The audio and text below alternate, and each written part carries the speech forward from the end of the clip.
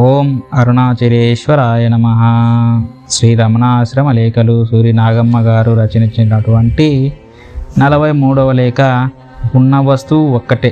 ఇది రాసింది 23వ తేదీ 4వ నెల 1946.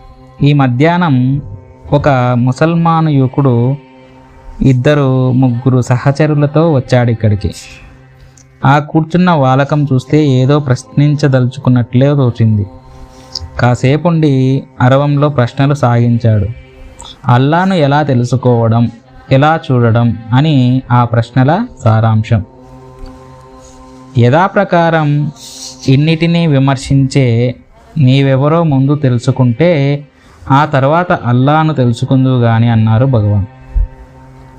ఈ కర్రే అల్లా అని ధ్యానిస్తే అల్లా కనపడతాడా, అల్లాను ఎలా చూడడం అన్నాడు మళ్ళీ ఆ యువకుడు. ఎప్పుడూ చెడకుండా ఉండే సత్య పదార్థానికే అల్లా అని పేరు. ముందు నిన్ను నువ్వు తెలుసుకుంటే ఆ సత్యం అనేది గోచరిస్తుంది. అప్పుడు అల్లాను ఎలా తెలుసుకోవడం అనే ప్రశ్న అనేది రాదు అన్నారు భగవాన్ గారు. అయింది అక్కడికి ఆ అయ్య పని. సహచరులతో సహా లేచి వెళ్ళిపోయాడు.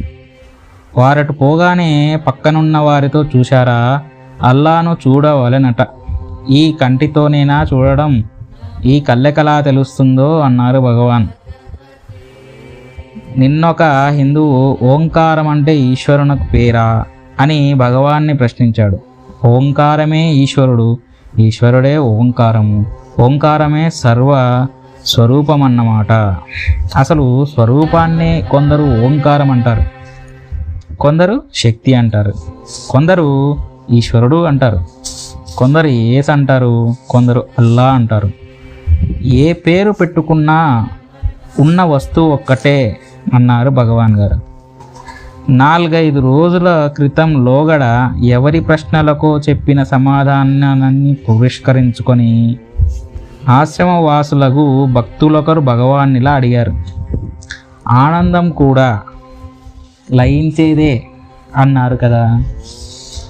ఆ తర్వాత ధ్యానం, సమాధి, సమాధానం అంటే ఏమిటి, లయం అంటే ఏమిటి, ఆనందంతో ఆగిపోకూడదని, దాన్ని అనుభవించేవాడు ఒకడు ఉండాలి కదా. ఆ ఉండేవాడిని తెలుసుకోవద్దా? తెలుసుకోకుంటే అది ధ్యానం ఎలా అవుతుంది? అనుభవించేవాడిని తెలుసుకుంటే వాడే తానాయే. తాను తానైనప్పుడు అదే ధ్యానం అవుతుంది.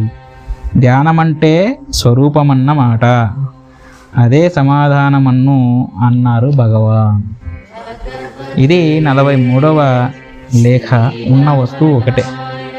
రకరకాలుగా మనం పేర్లు పెట్టుకున్నా సరే అది ఉన్న వస్తువు ఒకటే. అది అల్లా అయినా, ఈ జీసస్ అయినా, మన ఈశ్వరుడైనా సరే ఒకటే అంటున్నారు భగవాన్ గారు. ఓం అరుణాచలేశ్వరాయ నమః. శుభం.